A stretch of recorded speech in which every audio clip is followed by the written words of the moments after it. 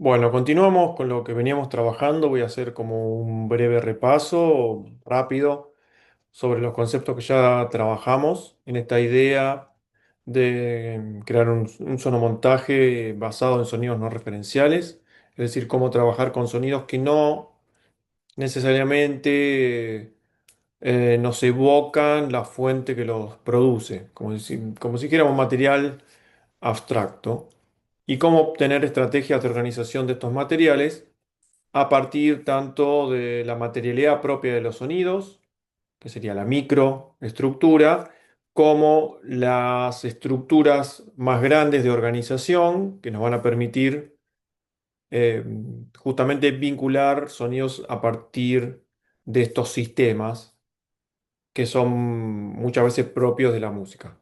Nosotros empezamos a trabajar sobre la idea de la acusmática, es decir, esta posibilidad de escindir sonido y fuente, simplemente porque no podemos reconocer la fuente que produce ese sonido. Una vez que sucede eso, al salirnos de la referencia, salirnos de la posibilidad de identificar el modo de acción y la producción, el origen del sonido, bueno, vamos a poder adentrarnos en sus características acústicas, sus características intrínsecas y empezar a modelar o definir modos de relación entre los sonidos basados en estas premisas. Vamos a, que esta es la parte que ya trabajamos y ya estuvimos estudiando, el de la cuestión del objeto sonoro, las estructuras sintácticas de organización, que son las unidades mayores que definen forma. Repito, son, por ejemplo, el ritmo, la textura, eh, bueno, incluso el timbre y el espacio, la organización espacial, la organización de alturas. Todos esos son tipos de estructuras sintácticas que nos van a permitir organizar el discurso sonoro. Somos claros que el discurso sonoro en ausencia de lo narrativo clásico, digamos, de un guión o de una estructura argumental que sustente la manera en que vinculamos los sonidos entre sí. Vamos a trabajar la idea del comportamiento, la orientación temporal, la atención del discurso, cómo guiar a través de estas posibilidades, cómo transmitir estas ideas de tensión, distensión, expectativa, resolución o no resolución de eh, fenómenos de movimiento, de fenómenos de progresiones, eh, de fenómenos evolutivos en los sonidos para justamente dirigir la atención de quien escucha. Y luego, que no lo vamos a ver en el día de hoy, la cuestión de la generatividad en el sentido de poner en funcionamiento procesos autónomos que me permitan controlar ciertos parámetros del conjunto sonoro, es decir, de definir alturas por alguna cuestión algorítmica, digamos, de manera autónoma o automática, o independiente de la decisión particular, decidir la forma, decidir la tímbrica, etcétera, etcétera. Lo primero que estuvimos estudiando fue la idea del objeto sonoro como unidad fundamental de la construcción, nuestro principio, nuestra unidad a partir de la cual decidimos organizar los sonidos, por ejemplo, en conjuntos, bajo un criterio de familiaridad, de parecido. Este objeto sonoro que viene o parte de una propuesta, de una investigación y una propuesta teórica de Pierre Schaeffer, que justamente fue uno de los pioneros de la música concreta, fue el pionero de la música concreta, que trabajó esta idea de objeto sonoro, descubrió la idea del objeto sonoro como una cuestión de básicamente de postura de escucha, de análisis para la creación. Esta idea que partía de homogeneizar o democratizar los sonidos e independizarlos de su origen, es decir, sin importar de qué origen provengan, o sea, cuál es la fuente que lo produjo, cualquier sonido puede ser utilizado para crear música, al igual que lo es un instrumento, el sonido de un instrumento musical, como es como lo hace la tradición. Bueno, nosotros podemos utilizar cualquier sonido también para construir un discurso musical. Bueno, esta idea es posible gracias a la aparición de la tecnología que permite registrar, digamos, la aparición del grabador, que permite registrar un sonido concreto, un sonido de la realidad, grabarlo y escucharlo muchas veces. O sea, la idea de poder grabarlo, tenerlo registrado, repetirlo, te permite analizar ese sonido. Esta posibilidad también abre caminos hacia el análisis, ¿no? De ese fenómeno fijado en una cinta en ese momento, poder analizarlo y establecer esas características, ¿no? Su famoso libro Tratado de los Objetos Musicales es que hizo esta y otras propuestas más de los objetos sonoros. Esta idea del objeto sonoro está íntimamente relacionada con tipos de escucha. Nosotros sabemos que la escucha natural, la escucha que nosotros establecemos o utilizamos sin demasiada reflexión, es esa escucha justamente que se interesa o pone el foco en la causa. Es una escucha indicial, es una escucha que informa al oyente sobre la causa del sonido, es una escucha evolutiva, digamos, es propia eh, de, de nuestra especie, eso es propia y es parte de un sistema que nos permite sobrevivir en el entorno. Hablamos sobre el oído como el sistema de alerta por antonomasia, es decir, el sistema que está siempre atento a lo que nos rodea, ¿sí? En cambio, la escucha reducida, esa escucha más atenta, es una escucha que se abstrae de la causa y del sentido y se enfoca simplemente en las propiedades del sonido. ¿Sí? Este es el tipo de escucha al que nosotros deberíamos encaminarnos para poder, en principio, distinguir esas propiedades y en función de esa distinción, hacer una clasificación para luego poder crear vínculos y relaciones, armar familias entre sonidos.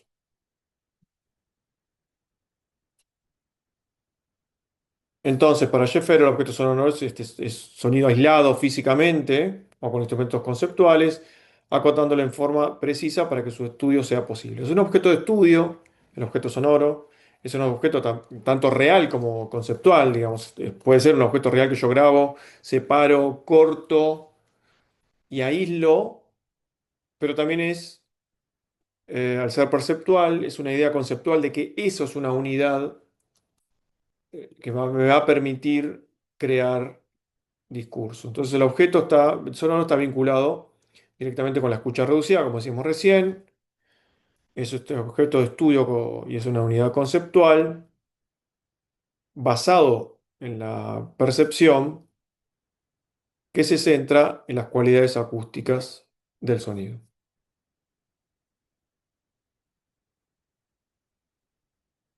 Schaeffer propone en esta primera instancia una tipo morfología, es decir, bueno, un primer abordaje de clasificación es decir, de definición de características que me permitan organizar los sonidos, define dos propiedades básicas de todo sonido, que son la masa y la factura. La masa es su cualidad material, su envolvente espectral, y su factura es su evolución en el tiempo, como esa cualidad de masa evoluciona en el tiempo, ¿sí?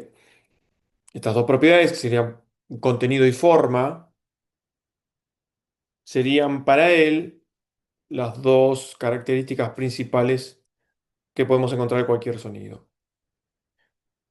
Esto, yendo un paso más allá, le permitió definir tres tipos de masa o contenido espectral, que son la masa tónica, la masa compleja y la masa variada. La primera siendo sonidos con altura definida y fija, además. Los complejos son los sonidos que nosotros podríamos llamar inarmónicos. Y los variados son aquellos que modifican o varían en el tiempo algunas de sus características. Quiere decir que los sonidos variados, más allá de su Me contenido gusta revisar. espectral, lo más importante que tienen es que cambian en el tiempo. Es lo más pregnante en ese sentido. Entonces, masa y factura serían esas dos características primordiales del sonido. Luego, en cuanto a la forma o factura, describe tres, que son la formada, impulsiva e iterada. La formada son sonidos con cierta duración que me permiten escuchar o apreciar ataque, cuerpo y extinción, es decir, cómo va evolucionando esa amplitud en el tiempo. Los impulsos, que son sonidos muy cortitos, no tienen el tiempo suficiente como para que yo pueda reconocer esas distintas secciones. Y los iterados, que sería un sonido rugoso, un sonido como si fuese un conjunto de impulsos que no puedo llegar a contar por su cercanía y velocidad de aparición. Algunos podemos acá observar en una gráfica media análoga, cómo serían los tipos de factura y los tipos de masa. Y finalmente un cuadro de la tipomorfología, donde podemos ya combinar ambas características de todo sonido y crear estos pares en una grilla de 9 cuadrantes que me permiten identificar sonidos tónicos formados, tónicos impulsivos, tónicos iterados, complejos formados, complejos impulsivos e iterados, variados formados, impulsivos e iterados. Es decir, en principio, la mayoría de los sonidos que podemos analizar podrían estar ubicados dentro de esta grilla, compartiendo algunas de esas características. Es importante decir que este cuadro, esta tabla, eh, es la que él llamó la tipomorfología de los objetos equilibrados, es decir, que tienen una duración mínima y máxima tal que nos permite reconocer, asimilar y recordar esas propiedades. Y después existen otros sonidos más que son demasiado largos, demasiado complejos, que estarían como por fuera de esta tabla. Estos serían como para Schaeffer los sonidos o los objetos sonoros ideales para trabajar, pero no serían los únicos. Hace también otras clasificaciones de sonidos tipo trama, de distintos tipos de textura, distintos tipos de gestualidades, etcétera, ¿no? Hacen todo un análisis mucho más mayor que esto. Acá estamos como simplificando la problemática para que se entienda el concepto de la escucha reducida y la clasificación de los sonidos. Esto tiene un uso muy claro, que es generar conjuntos de sonidos con un criterio constructivo basado en la unión por parecidos. Es decir, a la escucha, un discurso sonoro sería, en principio, más coherente si los sonidos se parecen más entre sí, forman lo que decíamos antes, forman familia o son familiaridades, o tienen familiaridades, perdón. Acá habíamos escuchado un pequeño momento, perdón, lo vuelvo a poner, donde tenemos un conjunto de sonidos de distintas características y de diferente origen, vinculados entre sí porque podemos identificar justamente estas propiedades. Si bien pueden ser sonidos diferentes en algún aspecto, tienen parecido o la masa o la factura o los dos.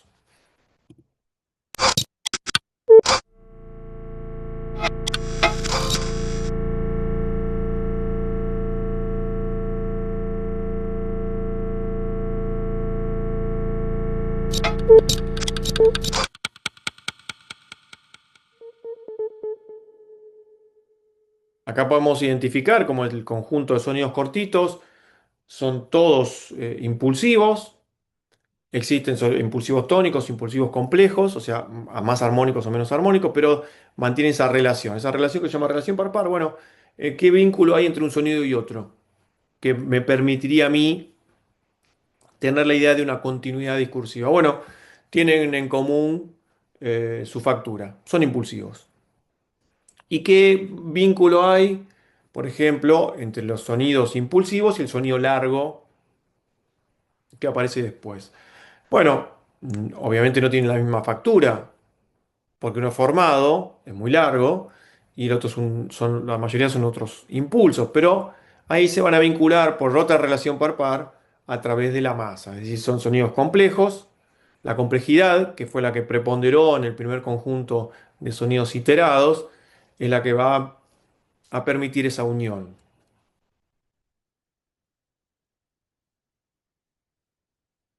Nosotros podemos también tomar decisiones en cuanto a por qué vamos a elegir qué queremos hacer con este vínculo entre sonidos. ¿Vamos a querer producir un enlace fuerte? Bueno, esto lo podríamos denominar semejanza, donde la mayoría de los parámetros son compartidos, o es suficiente con un enlace de mediana fuerza o un enlace un poco más débil donde solo algunos parámetros se comparten entre sonido y sonido, sea superpuesto o sea sucesivo, o ya queremos generar un contraste. La idea, la búsqueda está en generar contraste, porque no necesariamente todo tiene que ser fluir con unidad, digamos, sino justamente el contraste también es una búsqueda expresiva. Bueno, ahí simplemente con hacer que los parámetros sean diferentes, eso se va a escuchar, ¿no? Pero siempre partiendo del análisis. Después tenemos maneras concretas en que estos enlaces se van a manifestar en el montaje, tanto de sonidos como grupos de sonidos. Hablamos acá en cualquier nivel dimensional de la forma. Eh, entonces tenemos enlaces por juxtaposición, por silencio, con un silencio interpuesto entre un par de eventos o grupos de eventos, una interpolación con una inserción de un elemento, de un tercer elemento en ese pasaje. Una imbricación es un pasaje más gradual, donde hay un momento de convivencia, una modulación o transformación gradual de un evento a otro, y bueno, la superposición directa, donde hay dos sonidos que están directamente conviviendo durante toda su duración. La espectromorfología también es una teoría que se difundió mucho, abordada por Smalley, también basado en las ideas de Schaeffer, donde ahora se trabaja más directamente sobre esta idea del espectro y de la forma, ¿no? El título justamente hace referencia a estas dos partes fundamentales de la percepción y el análisis sonoro-musical. Esto también está basado en el análisis de la música electroacústica. Eh, la evolución en el tiempo de los espectros, ¿no? Es la espectromorfología. También Smalley hace hincapié en la idea del gesto como algo importante, como algo que es de las primeras cosas que se perciben en un sonido, si es que tiene un movimiento, un- una expresión de su energía en el tiempo, suele ser lo más pregnante, ¿no? Esta gestualidad. Y también hace referencia a la idea de textura, cuando un sonido ya es más estable, justamente menos gestual en el sentido de este movimiento. Bueno, es donde ya podemos pasar a la percepción de su textura, de su contenido interno, digamos. O él también propone, no solo desde la idea perceptual, sino desde la idea de la creación, bueno, si y este sonido va a tener una impronta gestual menos definida, bueno, es probable que convenga trabajarlo internamente, es un movimiento interno. También hemos hablado de esta idea de estos dos mundos sonoros, de la idea del sonido natural, sonido sintético, no por oposición, sino simplemente por una distinción. Eh, Hoy en día es muy común tener a mano herramientas para generar artificialmente los sonidos, definirle sus propiedades, algo que es muy cómodo a la hora de hacer diseño sonoro. Ahora, lo cierto es que esta cualidad intrínseca de los sonidos sintéticos también se percibe, es decir, podemos, por algunas características propias del modo de generar los sonidos, solemos identificar que se trata de un sonido artificial, ¿no? En principio lo vamos a ver cuando hagamos análisis tímbrico, pero los sonidos sintéticos suelen tener, esto a nivel general, ¿no? Menos complejidad espectral, suelen tener menos movimiento interno de sus parámetros, suelen ser como más fijos, o más repetitivos, tienen menos grado de aleatoriedad, que esto sí sucede en los sonidos naturales. ¿Cuál es la problemática de esto? Bueno, si uno lo tiene en cuenta, ninguna. Simplemente que hay que tener cuidado en el uso de sonidos sintéticos o en la mezcla con sonidos naturales, porque hay algo de eso, de esa evocación, de esa referencia al origen que se sigue manteniendo. E incluso en ciertas circunstancias, con determinadas técnicas de síntesis que podemos utilizar, incluso la referencia puede ser estética, es decir, las ciertas técnicas de síntesis, como cualquier tecnología, se creó en un momento, se difundió y se usó en la cultura de una determinada manera, y eso puede hacer referencia a esa época o a ese momento. O sea, usar, por ejemplo, sonidos sintetizados por FM nos puede llevar a una época o a un estético o a un género musical determinado. Entonces, simplemente saber eso, que esa referencia va a aparecer en la medida que nosotros usemos sonidos, sobre todo los sonidos sintéticos. Fuimos haciendo un pasaje entre diferentes obras en la historia que fue, digamos, partiendo de sonidos electrónicos muy primigenios, con las técnicas iniciales, fuimos pasando a supuestamente en Turenas con Chowning, utilizando la técnica de FM, y yendo más hacia el sonido natural procesado, como usa Risset en esta obra que combina esos dos mundos sonoros, y ya yendo a la obra de Parmerud o de Natalia Barrett, cuya base de sonidos es puramente natural, es decir, propio de una grabación, un registro de objetos o un registro de campo que es utilizado como material para crear la obra. Ahora sí,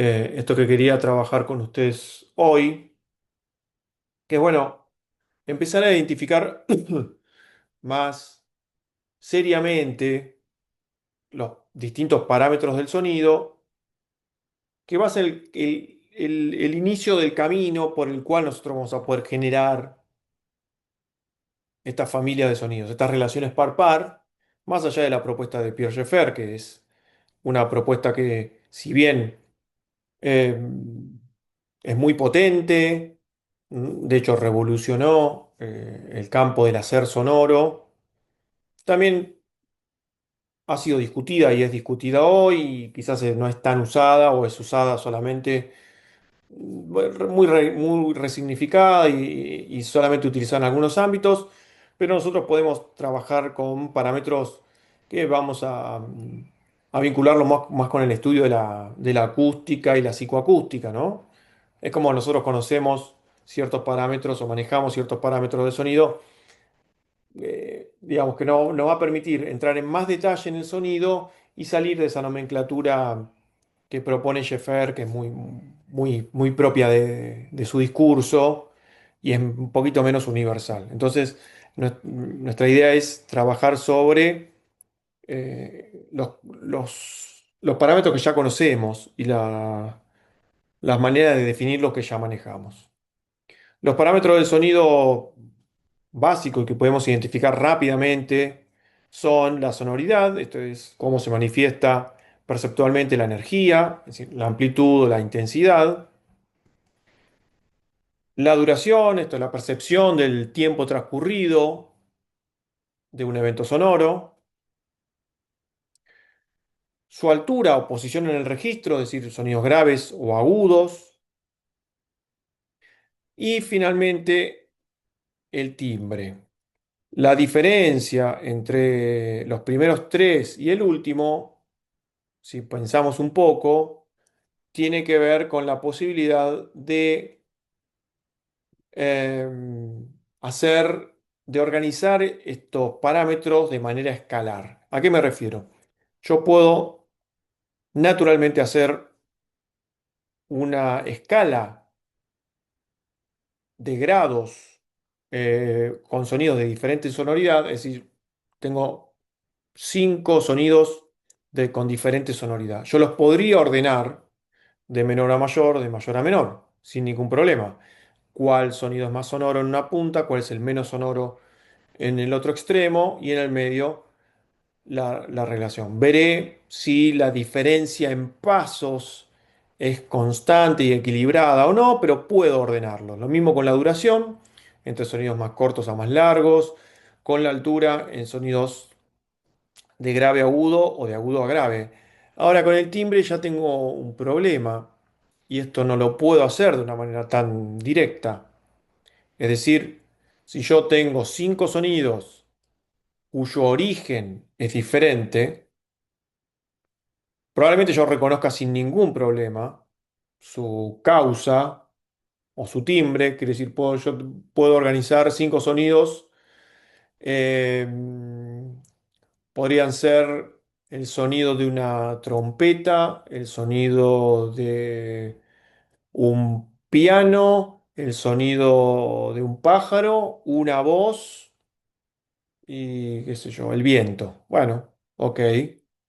Puedo identificar la fuente en cada uno, puedo reconocer que se trata de sonidos diferentes, más allá de los otros tres que vimos antes, puedo, hay algo que me permite identificarlos porque reconozco la fuente y tal. Incluso podría comparar una voz con otra voz, un piano con otro piano, un viento con otro viento, y seguiría pudiendo identificar de manera individual cada uno de ellos. Ahora, el problema es cómo los puedo ordenar. ¿Qué me dice cuál sería el criterio por el cual yo debería poner, organizándolo en una escala, el piano, la voz, el viento, el pájaro primero? No tiene criterio alguno por el cual escalar esos timbres. ¿Sí? Es como un parámetro que me resulta muy difícil organizarlo en esa única dimensión escalar como hice con los anteriores. Bueno, esto es nada más y nada menos porque el timbre en realidad es un parámetro multidimensional, es algo mucho más complejo que los otros dos. Justamente tiene múltiples dimensiones. Bien, vamos a analizar cuáles son estas dimensiones del timbre, ¿no?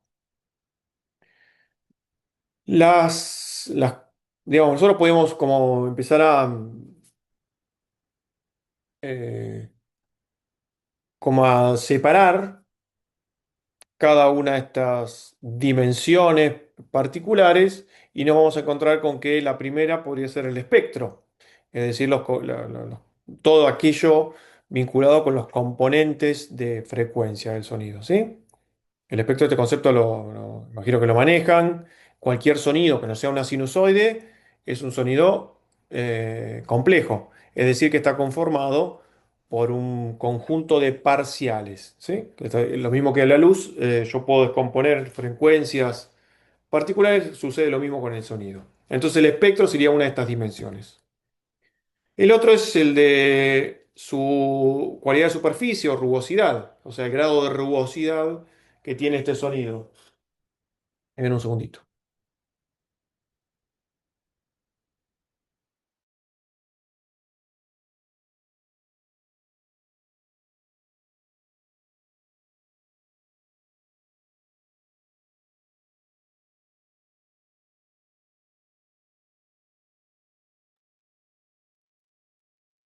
Hablamos de, bueno, de la variación de la cualidad de superficie, la dinámica, es decir, la evolución de la amplitud en el tiempo, o su propiedad dinámica,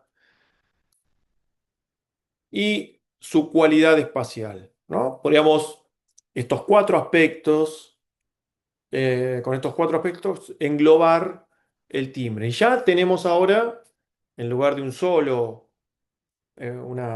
parámetro complejo, tenemos eh, cuatro variables más fáciles de comprender y de analizar. De hecho, nuestro oído distingue estas cualidades individuales en cada sonido.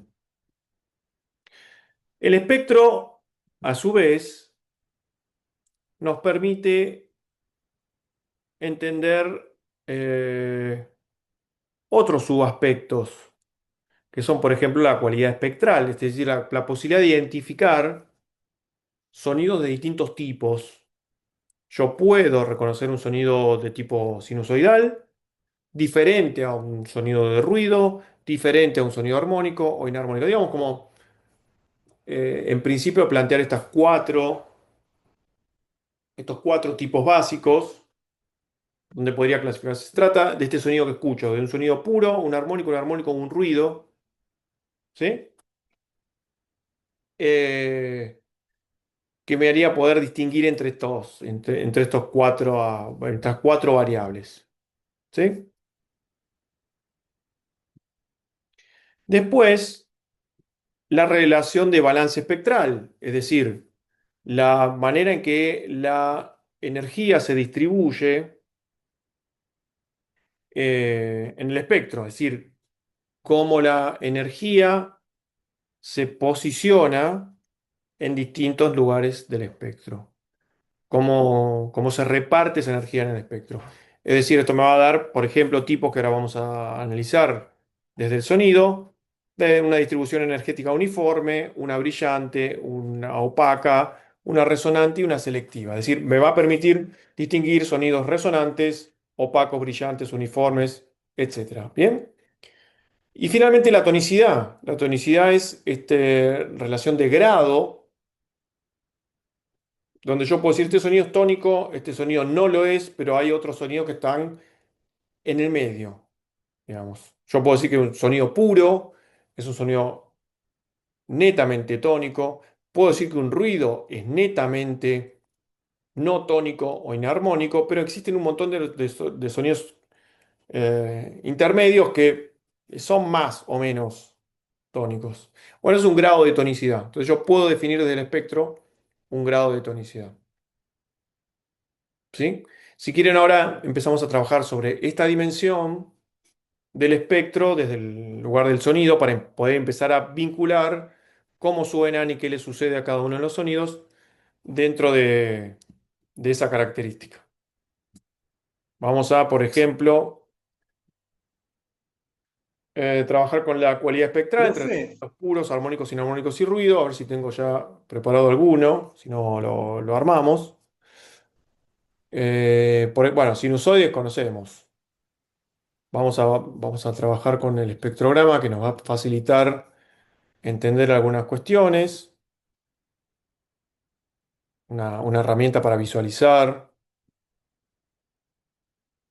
el sonido. Vamos a ver acá, por ejemplo, el sonograma van a ver que tiene la relación entre el tiempo en el eje horizontal, la frecuencia en el eje vertical y el nivel de brillo o de color va a definir el grado el nivel de energía o sonoridad que tiene cada componente.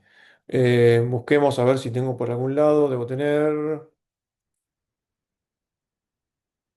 Bueno, una sinusoide. Acá, por ejemplo, una sinusoide, si yo, a ver si suena acá directamente. Esperen que chequeo si está ruteado bien en la salida. Sí, a ver si se escucha. Ahí va. ¿Se escucha, no? Voy a subir un poquito más. Acá sí. estoy ejecutando. Bueno, acá en los extremos se ve esta mancha. En los extremos, pero durante toda la evolución del sonido se nota que es una línea clavada en una frecuencia determinada. Por eso es una sinusoide de 440 Hz. Y lo reconozco como un sonido puro. Es un sonido que tiene un solo componente en su espectro, esta sola frecuencia, y es un sonido que en la naturaleza no se encuentra. Prácticamente no hay ningún sonido, bueno, de hecho no hay ningún sonido que suene tan puro como lo es la sinusoide. Es casi un sonido teórico, es una función del seno, es una función matemática evolucionando en el tiempo. Eso me da ese tipo de forma de onda. Y casi una onda que se usa para estudio directamente. Sí lo puedo cambiar la frecuencia, ¿no? A ver si puedo, vamos a sacar una frecuencia de 500, por ejemplo.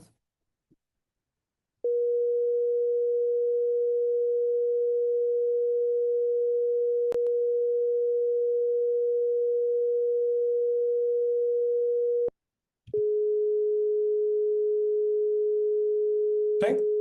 Cambio de frecuencia sobre el mismo tipo de sonido. Simplemente la única propiedad que cambió fue el de la altura o el registro.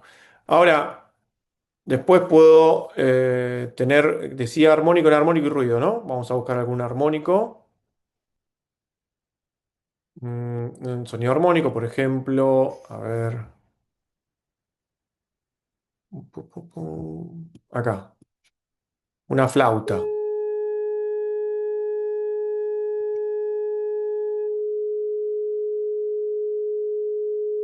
¿Sí? Esperen que voy a sacar este de acá. Vamos otra vez a la flauta. Pues ahí se superpuso la flauta con la sinusoide. Otra con la flauta. ¿Ven? Ya se trata de un sonido complejo, o sea, tiene más de una componente, incluso con algo de ruido en el medio por el soplido, por la forma de ejecución de ese instrumento. Eh, pero veo que es un sonido armónico, quiere decir que los componentes de frecuencia de ese sonido son equidistantes, están distribuidos de manera equidistante en el espectro. Es decir, hay una fundamental y armónicos de esa fundamental. ¿Bien? Un sonido, por otro lado, inarmónico. A ver, vamos a poner. A ver si tengo uno más largo, no sé si tengo uno más largo acá. Espera. Continuo, a ver este. No sé qué es este.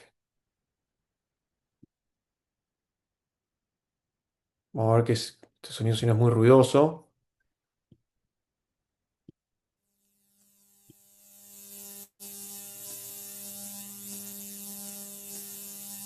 Bueno, bastante ruidoso este sonido.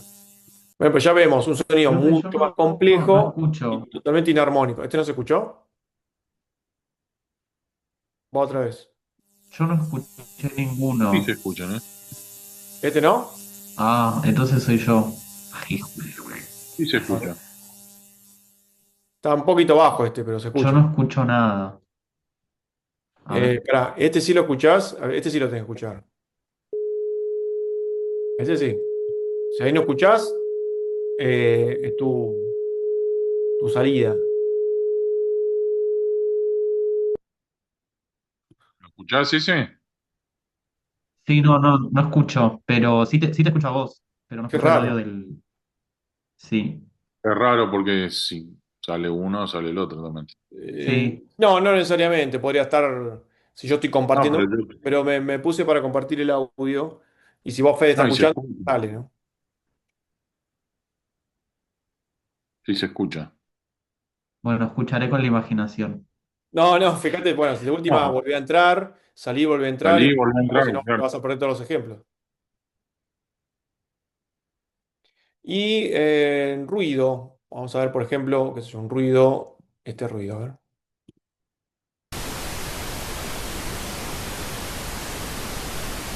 ¿Sí? Ahora, el ruido que se ve representado acá ya es un sonido, y fíjese, mucho más complejo, mucho más complejo, mucho más caótico. Ocupa todo el registro, o sea, ocupa el registro completo y ya lo reconozco, ¿no? Con esa, digamos, puedo reconocer esa característica. Por eso acá tenemos esa distinción entre tipo de sonido que también me devuelve, digamos, yo podría clasificar estos cuatro, perdón, por su grado de complejidad. El sonido puro en un extremo y el ruido en el otro, y en el medio los sonidos armónicos e inarmónicos. Quiere decir que los sonidos armónicos e inarmónicos son todos sonidos complejos, tienen más componentes que el sonido puro, obviamente, pero menos que el sonido, que el ruido. ¿Bien? O sea, hay una distinción ahí también por el grado de complejidad, es decir, la cantidad de componentes que tiene cada uno de los sonidos. Vamos, Profe, sí, ¿puedo hacer una consulta o la hago al final? sí, dale, dale. El sonido que escuchamos antes del ruido eh, Este. es el que está en el medio, claro. Ese es, o sea, es un sonido inarmónico en teoría. Sí, está medio en el medio. A ver, vamos a escucharlo otra vez. Está medio como en el medio entre un ruido. Claro. No, espera, espera. A ver que se me superpuso con el otro. Ahora, mira.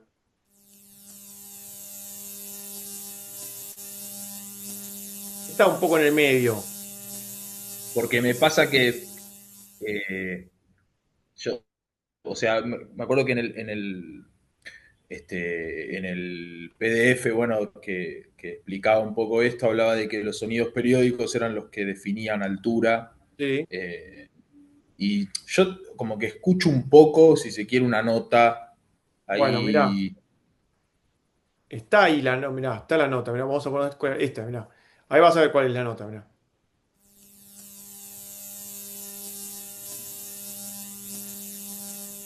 En el dibujito se ve algo de eso. Claro, Fíjate, ¿ves que están estas rayitas acá? claro, la más fuerte. Claro, hay una serie de frecuencias que están en relación armónica. Eso es lo que le da un cierto grado de tonicidad. ¿Está bien? Pero Perfecto, junto con eso tenés todo el resto.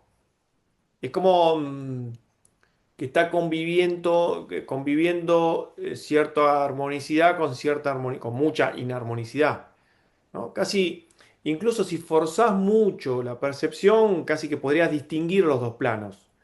El plano más de la nota claro, armónica contra todo lo otro ruidoso, ¿no? Es un sonido claro, particular.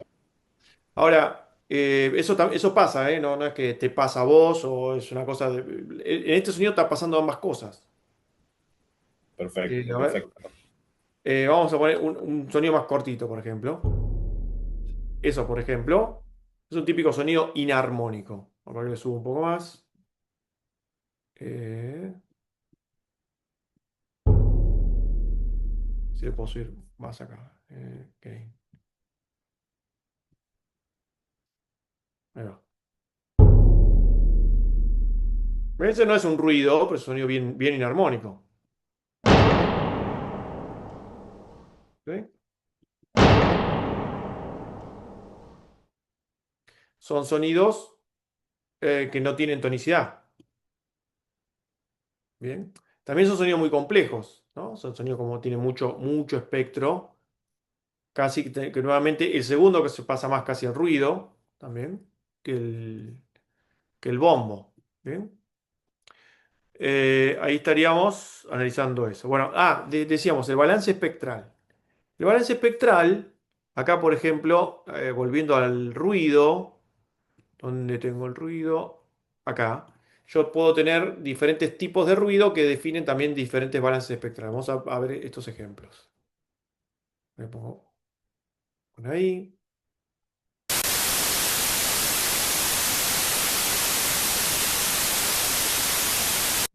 Eso, por ejemplo, es un ruido blanco, ¿no? Ruido blanco define una cuestión estadística, una distribución homogénea del espectro. Es decir, este sería un caso de distribución de energética de tipo uniforme. ¿Bien? Toda la energía está más o menos igual distribuida a lo largo de todo el registro, de lo más grave a lo más agudo. La energía es constante a lo largo del espectro, ¿sí? Ahora, si otro tipo de ruido, por ejemplo, el ruido rosa, vamos a sacar la pausa.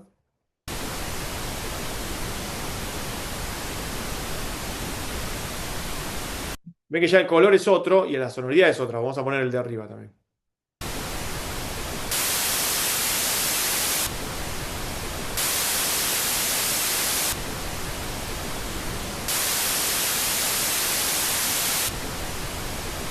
Bien, voy alternando entre uno y otro y empiezo a notar que suenan diferentes. Ambos son ruidos, pero la energía está en otro lugar. En el ruido blanco está homogéneamente distribuida, en el ruido rosa ya no tanto, tiene menos energía en el agudo y un poquito más en el grave. Y el ruido marrón incluso más. Vamos a poner los tres. Vamos con ruido rosa. A ver si lo puedo cambiar de lugar. Espera, hice lío. Vamos a ordenarlos así.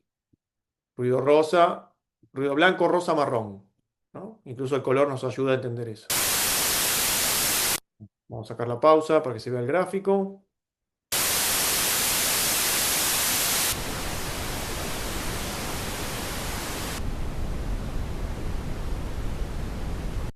¿Sí? Ahí tengo los tres. Vieron cómo él cambia el color. Vieron que la parte más amarilla sería la más fuerte.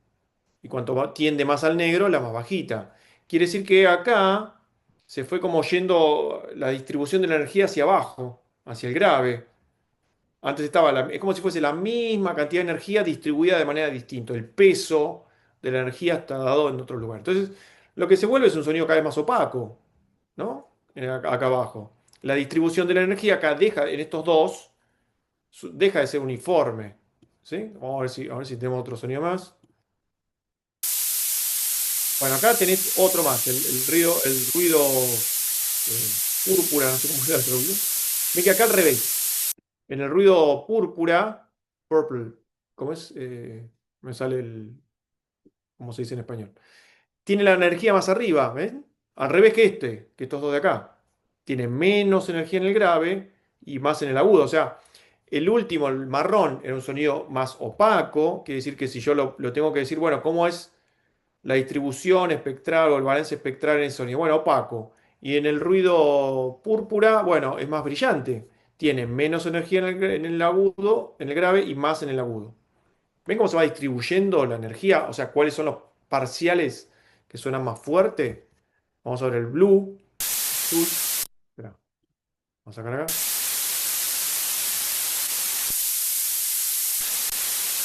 Este está como en el medio, ¿no? Y el azul, el gris. El gris es mucho más opaco. ¿Ven? Entonces, perdón, la energía está distribuida de otra manera. Incluso acá, miren, fíjense estos ejemplos de acá con las consonantes. Vamos a poner,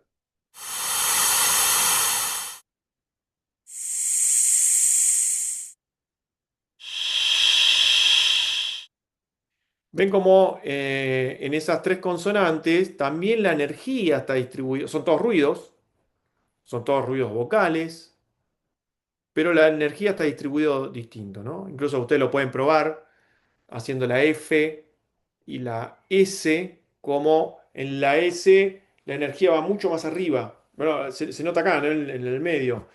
El centro energético incluso parece que el sonido es más agudo, pero en realidad, técnicamente hablando, no sería más agudo, sino más brillante. ¿Bien? Sonido, la S suena más brillante porque la energía está puesta acá arriba. ¿Bien? Sería el caso de este. Sonido brillante. A ver si tenemos alguno resonante. Nos falta resonante y selectivo. A ver si encuentro algún ejemplo de eso. Tururú. A ver acá. Bueno, acá hay un ruido, no sé. A ver, vamos a ver si lo encuentro. Si no lo hacemos, pero.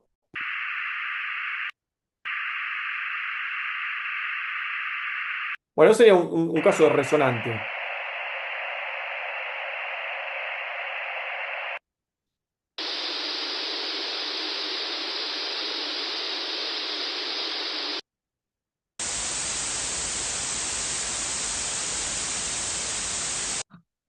Bueno, ¿qué va cambiando acá?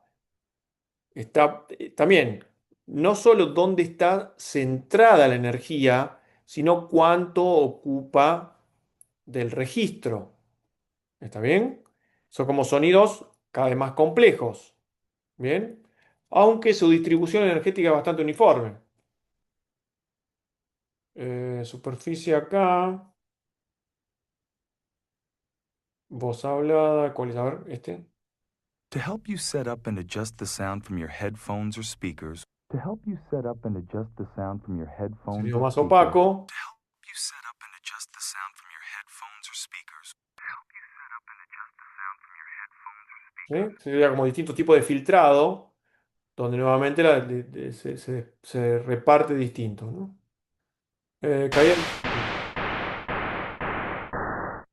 Un sonido cada vez haciéndose más opaco, otra vez, y haciéndose cada vez más brillante. Y más agudo también, ¿no? Quiere decir que también el grave agudo también es independiente de si el sonido es tónico o no. En este caso son todos sonidos ruidosos, pero que se pueden ubicar en el registro. O sea, tenemos independencia de registro, tenemos independencia de distribución espectral, tenemos independencia de tipo. Pues en este caso trabajamos todos con ruidos, todos ruidos. O sea, dentro de acá podríamos organizarlos dentro del ruido con diferentes características de balance espectral e incluso de registro si hablamos de la altura del grave agudo. ¿Está bien? Y la tonicidad, podemos apreciarla. A ver, tonicidad. A ver, vamos a buscar por acá. Tonicidad, acá. Vamos a distintos tipos de tonicidad, pero que freno todo acá. Pausa.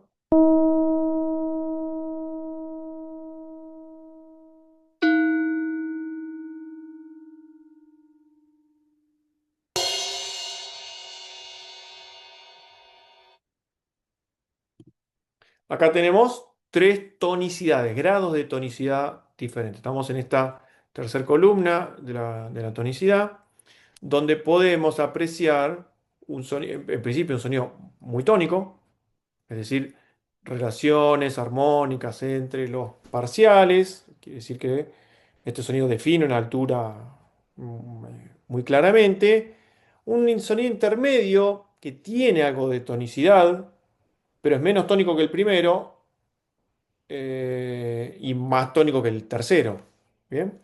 También el tercero es más complejo, digamos, tiene más componentes de frecuencia, pero a su vez también es más inarmónico. Con lo cual acá podemos observar, en este ejemplo, lo pongo una vez más y después vamos al siguiente, los grados de tonicidad.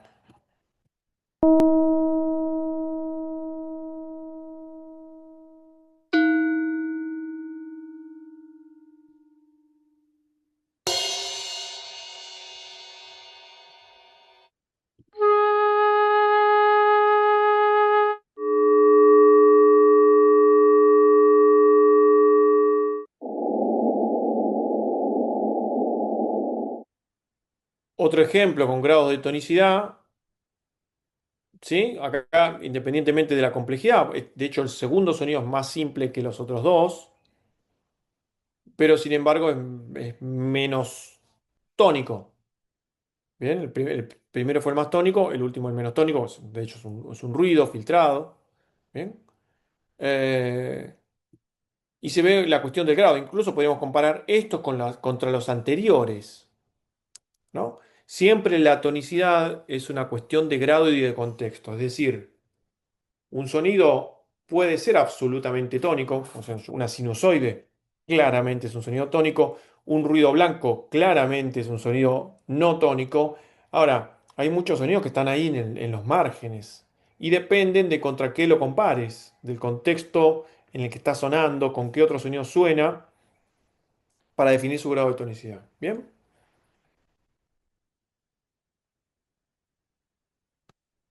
Pasemos ahora a la cuestión de la rugosidad. Esto es la variación de la cualidad de superficie. Acá es un poquito en principio más simple, que yo puedo identificar sonidos lisos de sonidos rugosos. ¿Bien?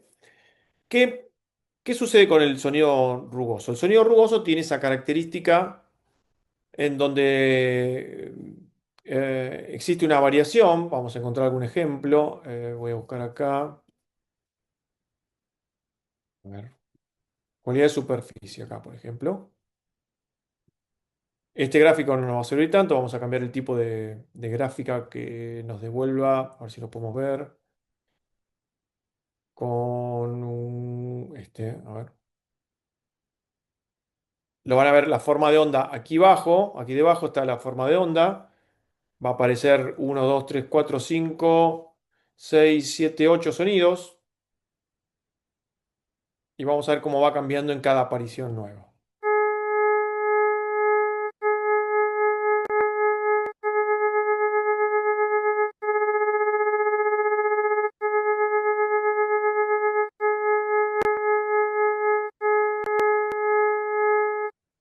Tiene como ruiditos en el medio, que esto es por la transmisión. Vamos otra vez.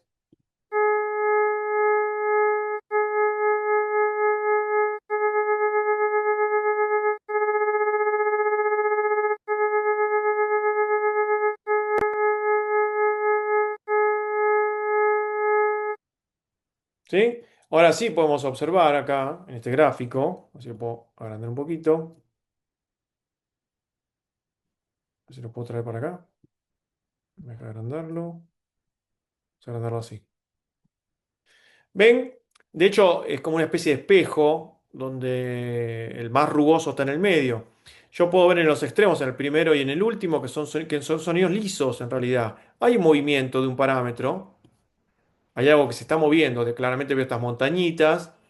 Pero esas montañitas yo las puedo contar y la variación la puedo seguir muy claramente. Ahora en el medio, en este sonido de acá, o este que está acá representado en el espectro, ya el movimiento es muy rápido y llega a ser estadístico. O sea, yo en realidad no escucho esa variación muy claramente, sino que escucho simplemente una rugosidad justamente en su superficie. Por eso de ahí viene la idea de que este sonido, algo vinculado a, a lo táctil, tiene que ver con esa cuestión. ¿Sí? Se entiende que acá en este ejemplo de cualidad de superficie estaríamos pasando gradualmente en cada aparición de un sonido más liso a un sonido más rugoso. En el medio, bueno, hay una cuestión eh, liminar donde, bueno, más o menos rugoso. ¿Está bien? ¿Cuál es el parámetro que está cambiando en cada aparición? ¿Identifican qué es lo que está moviéndose?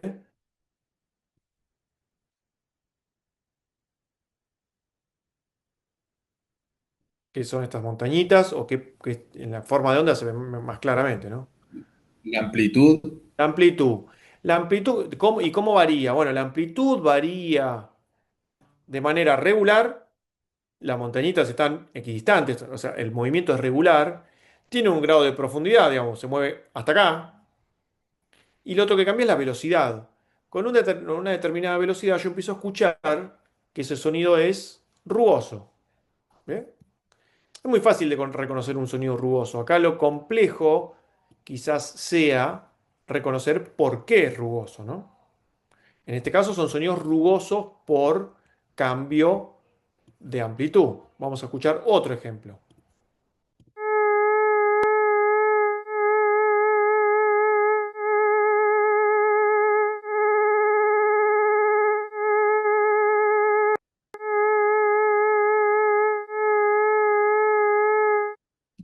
En este caso, nuevamente, el sonido rugoso es el cuarto. Vamos otra vez y me dicen qué parámetro cambia.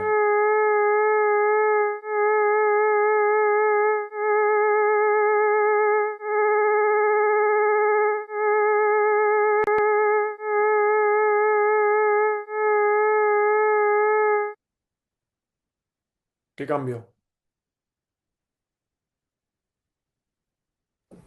La frecuencia. La frecuencia. Ahora, nuevamente puedo obtener un sonido rugoso, en este caso por un cambio de la frecuencia y no de la amplitud. ¿Sí? Ya no cala tanto. De hecho, en la forma de onda ven que no se ve el cambio de amplitud. Pero si me meto a mirar la frecuencia, veo, bueno, tendría que medir los ciclos. Vamos a ver que los ciclos sí cambian. Entonces, lo que está es un sonido rugoso por otra razón, porque cambia rápidamente la frecuencia, ¿sí? También de manera regular. Entonces, yo puedo tener sonidos rugosos por cambio de amplitud, por cambio de frecuencia, por cambio de espectro o varios, ¿sí? Si vamos a hacer, por ejemplo, vamos a ver cómo se puede esto manifestar más fácilmente y más claramente si los opero, digamos, si los armo. Será así. Voy a achicar un poquito esta visualización. Ahí va. Acá yo, por ejemplo, tengo este sintetizador que me produce sonido. Esperá, voy a hacer una cosa. Vamos a ponerlo por defecto. Vamos a hacer así. Voy a sacarlo. Voy a hacer uno nuevo. Eh, Ahí va.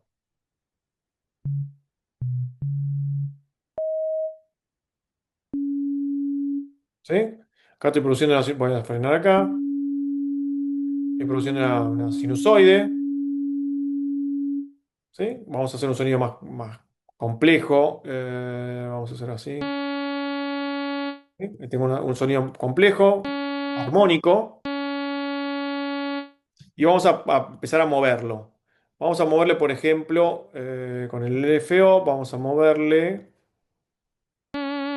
Vamos a hacer vamos a bajar acá.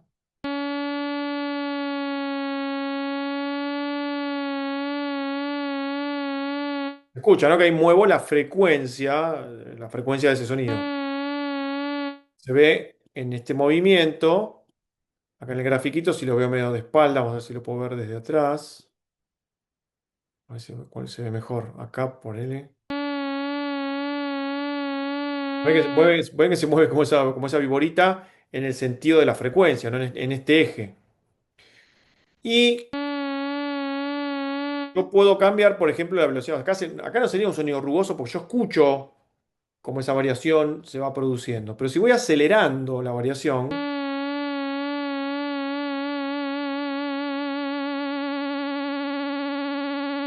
ahí ya esa velocidad, yo lo vuelvo a tocar, voy a hacer otra nota, o más grave,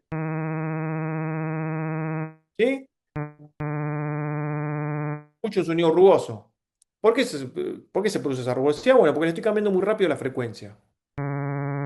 ¿Bien? Ahora, ese sería el parámetro frecuencia y su velocidad. Voy a bajar. Y ahora lo que voy a subir es otro parámetro.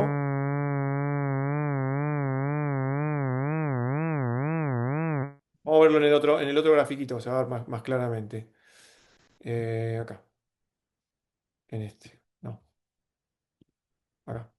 Que era lo que usamos al principio, ¿no? Voy a bajar esto de acá. Ahora el sube y baja de la frecuencia, ¿no? Y ahora voy a subir acá.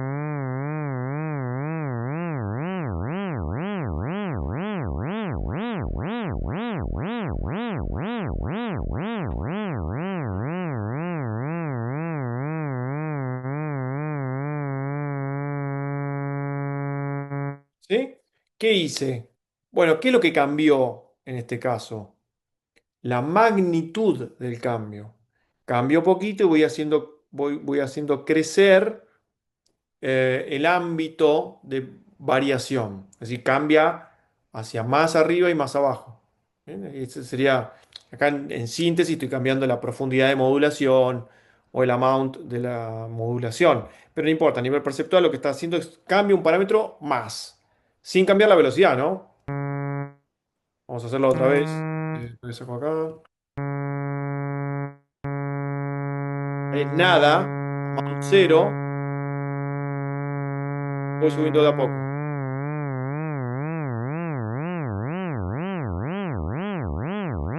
Y ahora subo la velocidad.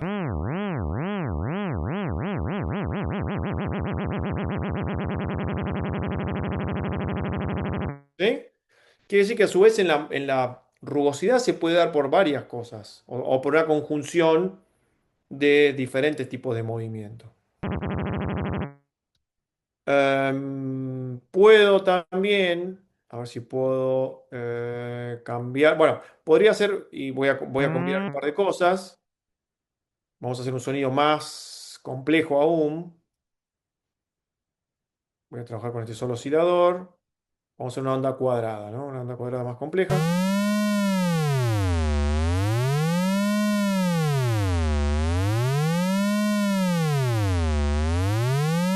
¿Sí? Ahí tengo una onda más compleja, también armónica, con esa variación muy grande de la frecuencia. Ahora no voy a modificar la frecuencia, vamos a hacer una cosa, no voy a cambiar la frecuencia, pero sí le voy a poner un filtro. Ahí lo que voy a hacer es empezar a filtrar.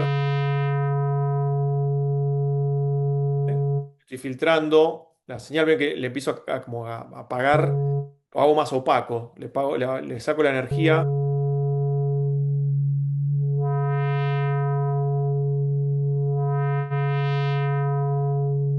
¿Sí?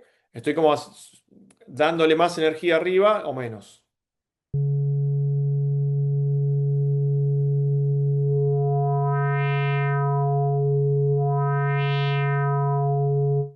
Se entiende lo que hago, ¿no? Acá no estoy modulando la frecuencia, sino que estoy variando a mano el espectro con un filtro pasabajos que le modula la frecuencia. Eso estoy haciendo, por ese sonido original. Ahora lo que voy a hacer es modular esa variación, la variación del espectro, ¿no? No de la frecuencia.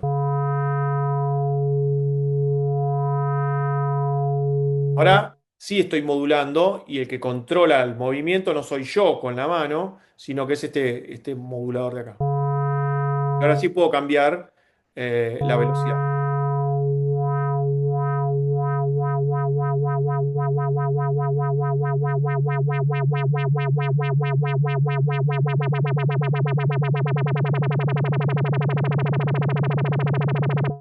Ahora, nuevamente generé un sonido rugoso, pero la rugosidad no está dado por el cambio de amplitud, no está dado por el cambio de frecuencia, sino que está dado por el cambio de filtrado, el cambio de cualidad espectral. ¿Sí? Pero en todo caso me da siempre un sonido rugoso. Entonces, quiere decir que hay sonidos rugosos y sonidos rugosos, digamos. Depende también la naturaleza como fue producido. También se pueden combinar. Yo podría combinar, ¿no? Vamos a ser un poco más sutil porque no sea tan bestia lo que está haciendo. Y combinarle también a eso el cambio de frecuencia. Ahí estoy cambiando. Ya no sé si ni anotar lo que pasa, pero estoy cambiando la frecuencia y también el espectro. Las dos cosas.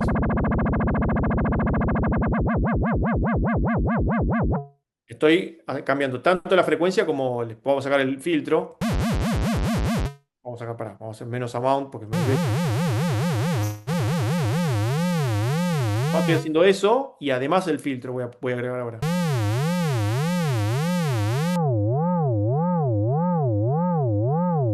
Ve que cambia la frecuencia y además cambio la apertura del filtro.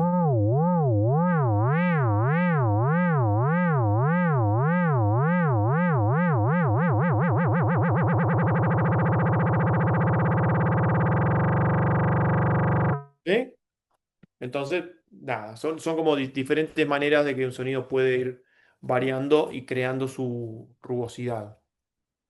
¿Sí? Es como ahora que lo podemos hacer con un sintetizador, podemos crear nuestros sonidos, podemos entender como sonidos de la naturaleza suenan como suenan, qué les está pasando internamente.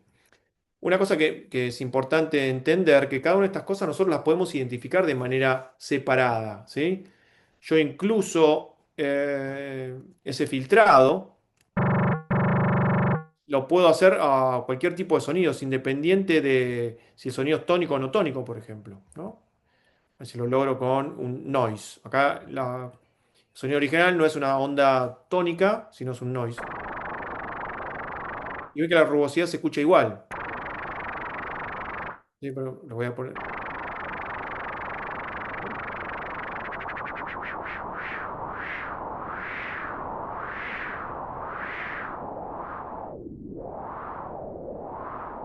¿Sí? En este caso es un ruido el que estoy modulando. Pero la rugosidad se puede entender igual y los parámetros que modulan también. Vamos con la dinámica, que es un poquito más fácil. Yo puedo identificar en un sonido su dinámica general, si el sonido suena fuerte o suena despacito, suena suave. Y también puedo identificar su envolvente dinámica, es decir, cómo evoluciona ese sonido a lo largo del tiempo. Lo que en los sonidos, para Schaeffer, los sonidos formados, yo puedo identificar el ataque, el mantenimiento y la extinción. Bueno, se trata de eso. La ADSR es el Attack, Decay, Sustain, Release, que serían como esas secciones que algún sonido puede tener, ¿no? A ver si tengo tipos acá de ADSR. Hay que sacar esto de acá. Eh,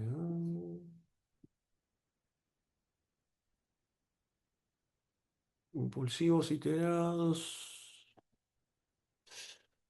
Duración, requisito, envolventes. A ver si tengo un envolvente acá. Tipo de ADSR. Bueno, acá veo, ¿no? La ADSR, ¿no? El sonido crece, se mantiene y se extingue.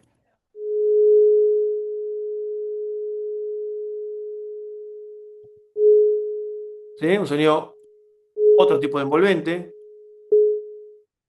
Acá va lo que va decreciendo, voy a sacar el gráfico este, voy a hacer más chiquitito, porque no me importa tanto el espectro, sino justamente lo que le pasa a la dinámica.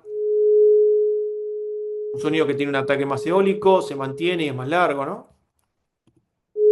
Un ataque un poquito más cercano, menos eólico, y un ataque más impulsivo, ¿no?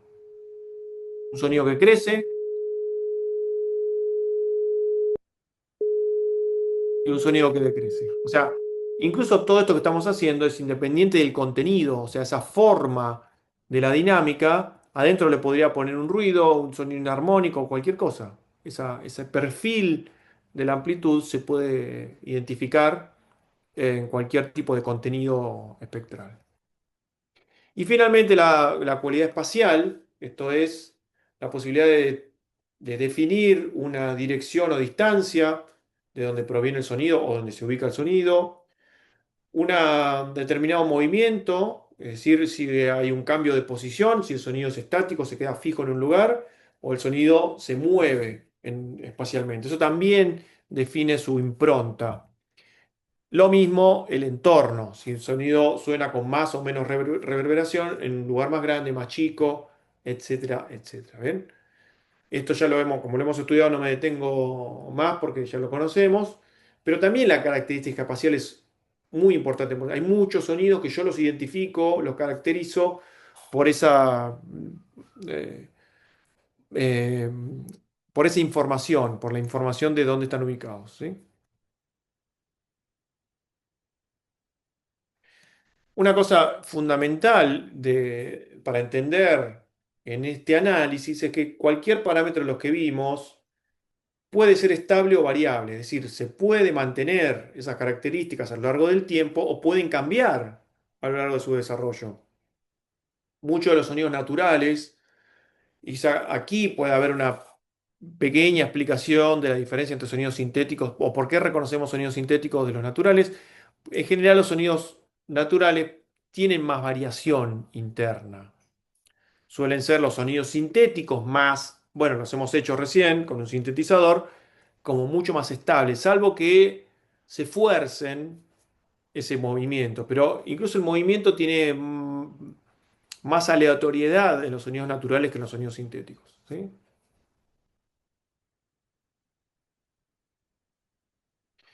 Y otra cosa que también es importante, muy importante entender, es que todos los parámetros, o cualquier parámetro del sonido, no tiene la misma pregnancia a la percepción. Cada sonido tiene uno, dos o tres rasgos salientes. Es decir, este sonido lo recuerdo porque su característica más importante era su brillo o su balance espectral, o era su rugosidad, o era lo que fuese, o incluso su movimiento, su variación es lo más importante. ¿Está bien? Entonces, a la hora de construir relaciones par par, como planteaba Schaeffer, ahora teniendo una idea más cabal de muchos de los parámetros bajo los cuales podemos analizar nuestros sonidos y clasificarlos, bueno, es importante que nuestro oído nos diga cuáles de todos esos rasgos del sonido son los más importantes, son los que me van a permitir hacer uniones más fuertes, o cuáles, si las dejo de lado, van a generar una unión más débil. ¿Sí? Entonces, ojo que no todos los parámetros que estamos viendo acá, que estamos analizando en este cuadrito y algún otro que se nos puede escapar de acá, tienen la misma importancia en todos los sonidos. Entonces, esto es propio de cada sonido. Hay sonidos que son más importantes por una cualidad o por otra. ¿Bien? Así que presten atención a la hora de vincularlos según esas características.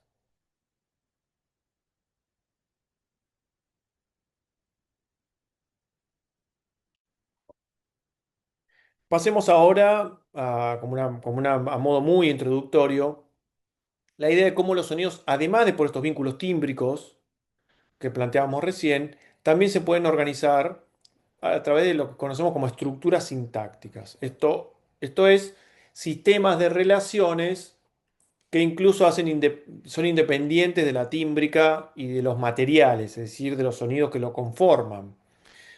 Por ejemplo, los más conocidos, o lo que mayormente podemos entender si lo pensamos desde la música, por ejemplo, mucha de la música está conformada por sonidos tónicos.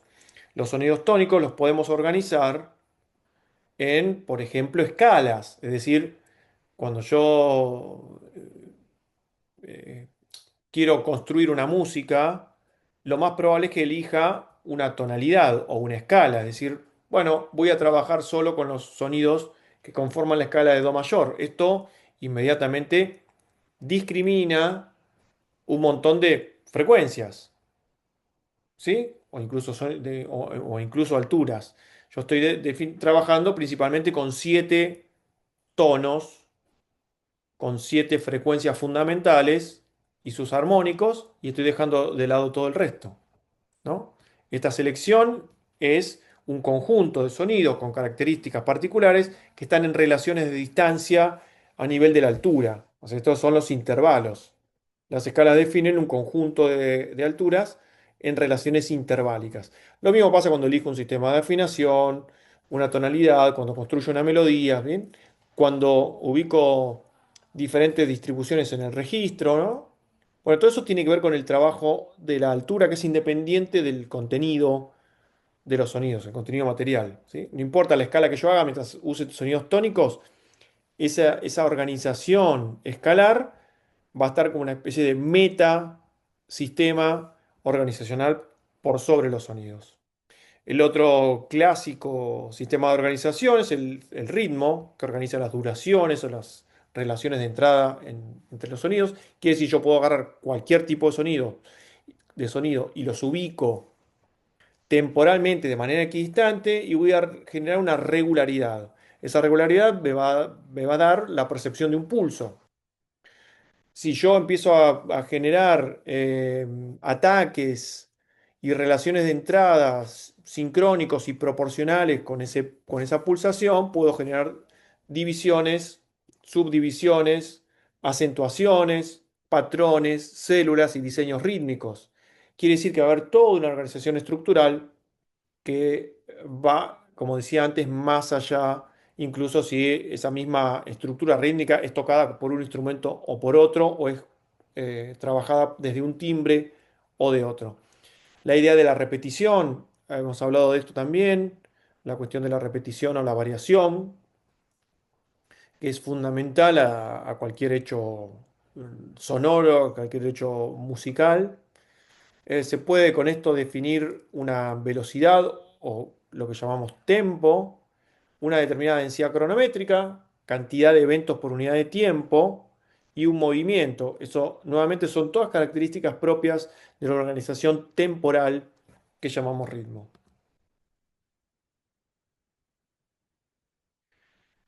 También puedo elegir yo organizar mis sonidos desde la superposición en planos, ¿no? Es decir, lo que se conoce como configuraciones. Si yo tengo un conjunto de sonidos que funcionan como una figura sonando y otro conjunto de sonidos funcionando como fondo de esa figura. Ahí ya estoy estableciendo una relación jerárquica y dependiendo de la cantidad de planos sonoros que tenga, definiré una determinada densidad, en este caso densidad polifónica. Y bueno, tendré, qué sé yo, puedo tener una melodía, puedo tener un acompañamiento rítmico, puedo tener un acompañamiento acórdico, qué sé yo, notas largas contra notas cortas. Bien, en esta idea de superposición de configuraciones es donde se van a establecer esto que conocemos como planos sonoros.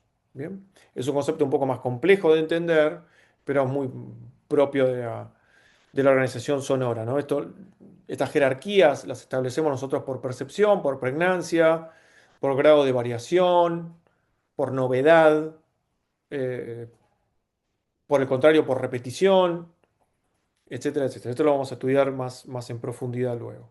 También la cuestión del espacio, ¿no? Yo puedo hacer abordajes espaciales diferentes, es decir, puedo tratar de simular los comportamientos espaciales basándome en lo que sucede en la pura realidad, con la complejidad física que nos rodea, o puedo inventar espacios con movimientos, dimensiones imposibles o que no vamos a encontrar en la realidad. Eso nada me impide en el diseño sonoro trabajar con una concepción espacial eh, que no se condice directamente con las posibilidades del mundo físico conocido.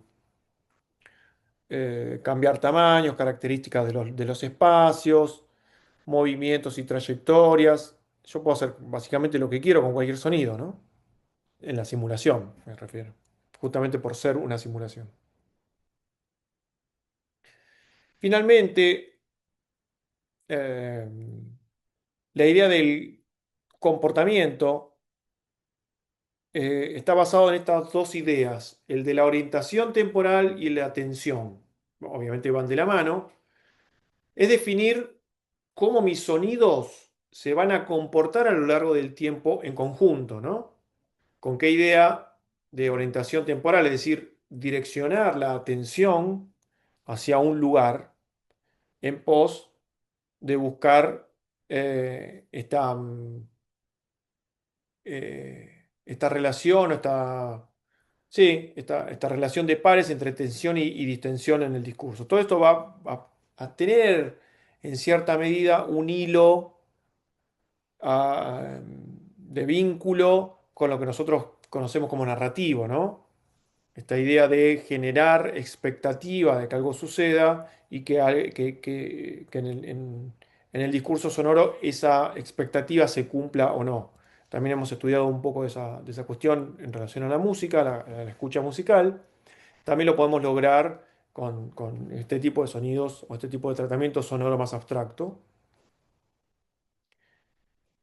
Lo primero que hay que entender es esta diferencia entre algo que es más estático y algo que es más dinámico, algo que se presenta como un estado y algo que se presenta como un proceso. Una, un estado siempre es algo más estable, justamente. En un estado los sonidos se suelen presentar, suelen manifestar su presencia, pero hay poco movimiento y no hay una direccionalidad clara. Es decir, los sonidos están por ahí y no parecen ir a ningún lado, en el sentido de que no ponen en funcionamiento nada, ninguna progresión definida. En principio podríamos entender que esto devuelve un grado de tensión menor, ¿sí? Por otro lado, el proceso implica un cambio, implica que algo se está moviendo en una dirección.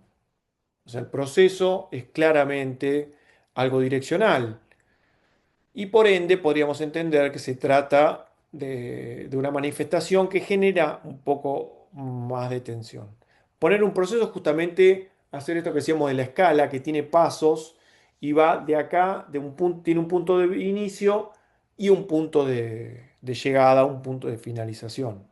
Si yo hago que mis sonidos cada vez sean más fuertes, más agudos y más brillantes, y esa variación de sonidos es progresiva, con una curva constante, bueno, eso es un proceso, eso es una idea de orientación, una idea de movimiento que tiene un inicio y un posible fin, ¿no? Estoy estableciendo una evolución. A eso me refiero con determinar procesos. Simplemente es determinar un cambio con una serie de pasos que tienen relación entre sí. Es una especie de escalerita donde cada escalón tiene una relación de equidistancia más o menos congruente. Solamente a modo de ejemplo, traigo la idea de la sonología aural planteada por Lasse Thoresen, perdón, que utiliza una serie de gráficos para analizar música y poder definir desde la escucha ciertos aspectos de esa construcción musical, ¿no? Como diciendo, bueno, una estrategia posible para analizar música y desarrollar o entender desde la percepción de qué manera está construida, ¿no? Y qué coherencia constructiva tiene. Y hace toda una digresión sobre los distintos tipos de análisis sobre la forma, la textura, el ritmo, la tímbrica, las relaciones dinámicas, muy compleja, ¿no? Tiene como un análisis muy profundo sobre todos estos aspectos. El que me interesa a mí traerles en este momento es lo que llama las building forms, las determinadas funciones que hay sobre estructuras o bloques constructivos de la música. Como si, bueno, si yo analizo una obra en partes, la puedo separar en partes, distintas partes, incluso de distintas dimensiones, quiero decir, dimensiones temporales, partes grandes o partes más pequeñas. Yo puedo observar, en principio, una característica general de cada una de esas partes en cuanto a su orientación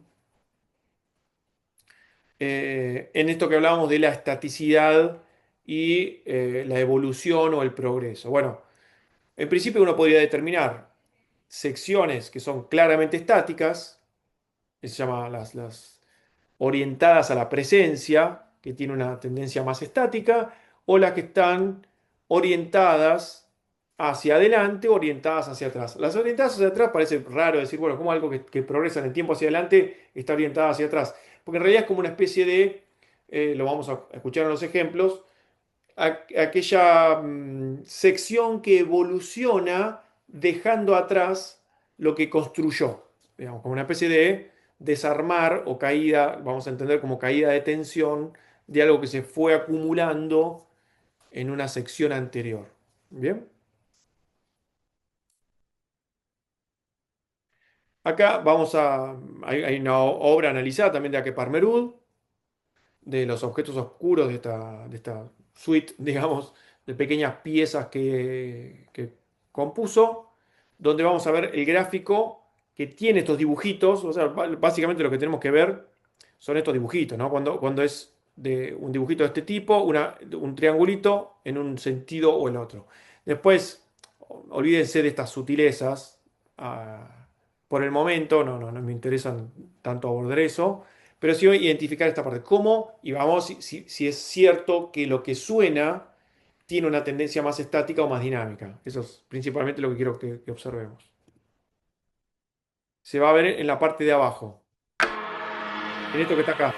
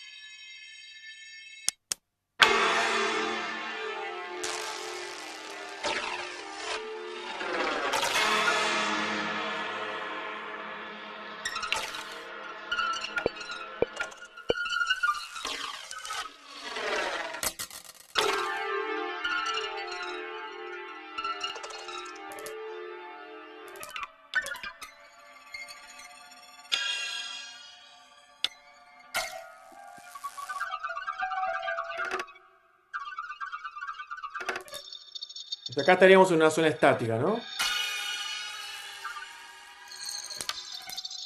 Presten atención después de esta segunda sección, cómo va a evolucionar hacia.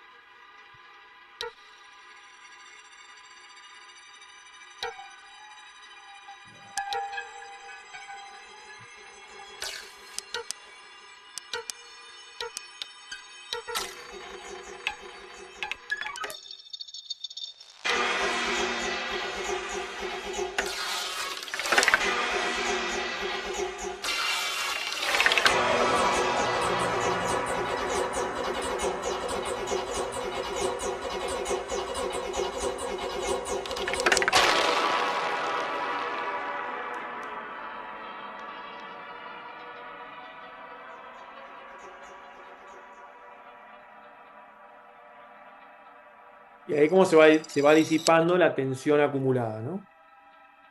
Ahora, parece una cuestión de mera amplitud, ¿no?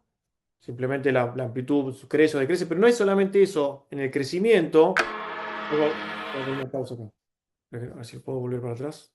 Esto me vuelve loco con. Ah, esperen. A ver si lo puedo atajar otra vez.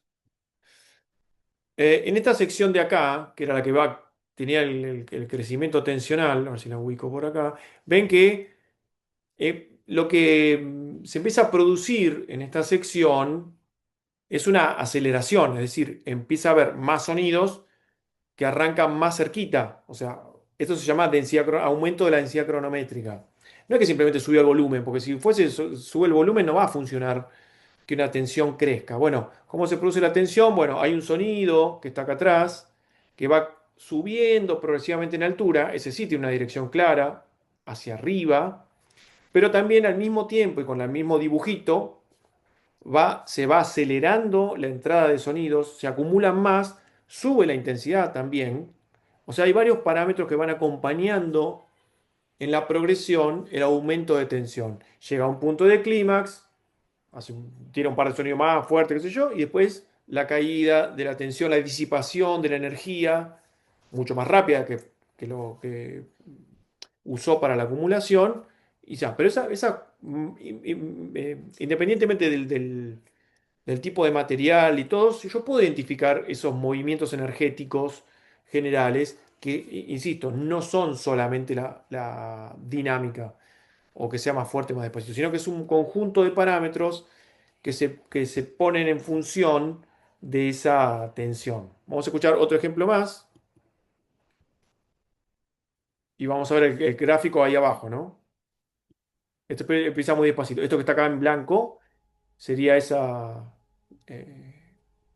idea de direccionamiento o estaticidad.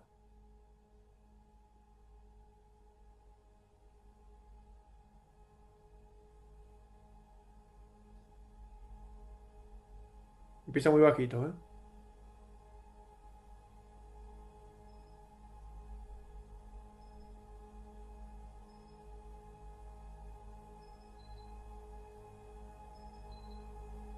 Hay unos sonidos agudos ahí chiquititos. Pero ven como todo va creciendo de a poco. Aparece otro sonido nuevo, se van sumando de a poco.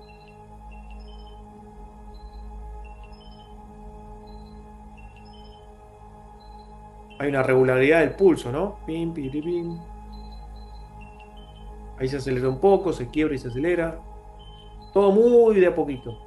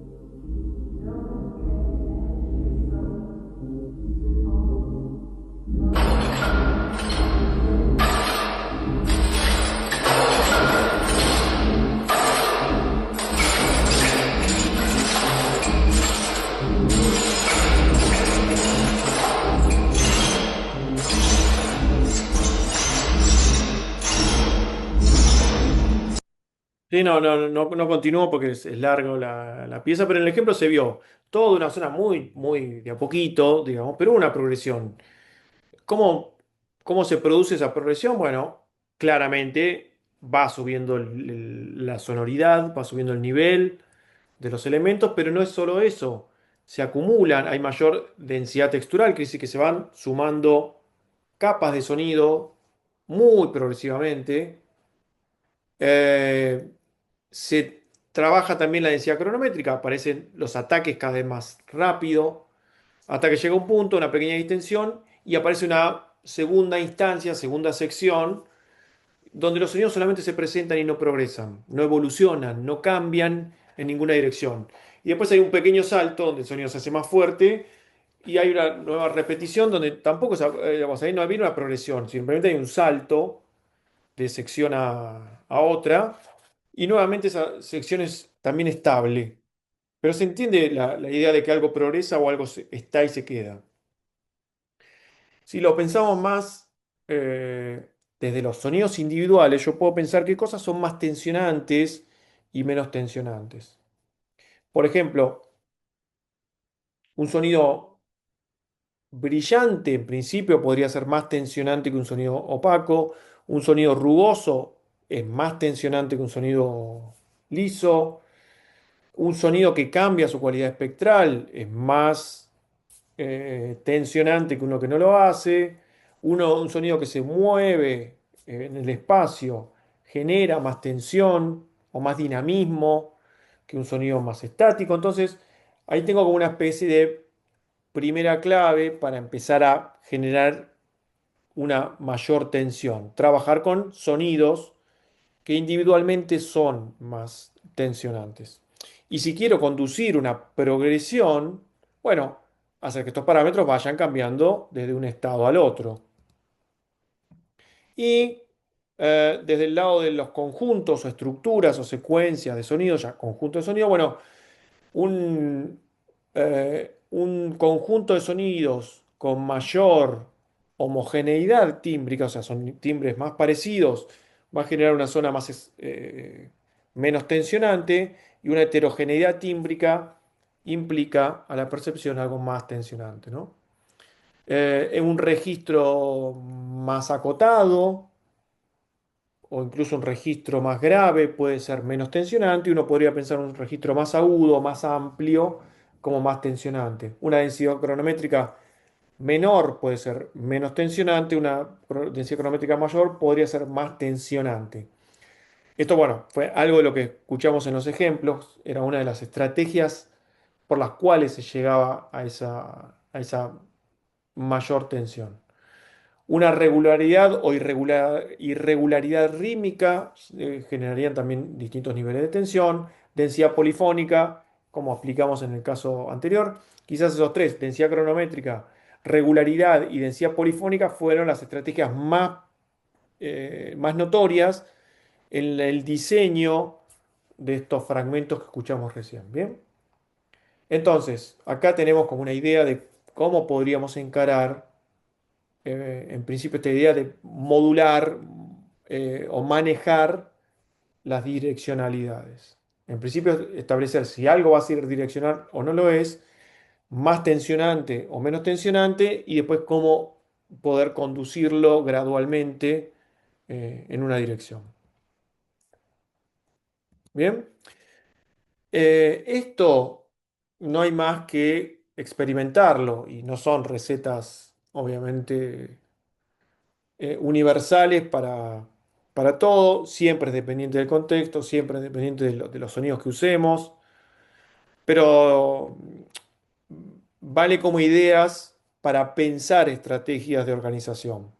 Bien, lo más importante en esta experiencia nueva de trabajar con sonidos de esta naturaleza, insisto, sonidos abstractos, sonidos que no me permiten anclarme en nada narrativo. Bueno, empezar a trabajar sobre estas ideas del timbre, esta idea de organización temporal, de organización textural polifónica, de organizaciones, definir formas, si estas formas van a ser más estáticas o no, si se van a conducir, la gestualidad del sonido, bueno, trabajar sobre esos aspectos, ¿no?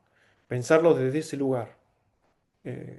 Como hay que como cambiar un poco el chip de lo que tenemos acostumbrados a hacer y sobre todo lo que decía antes, experimentar con estas nuevas materialidades.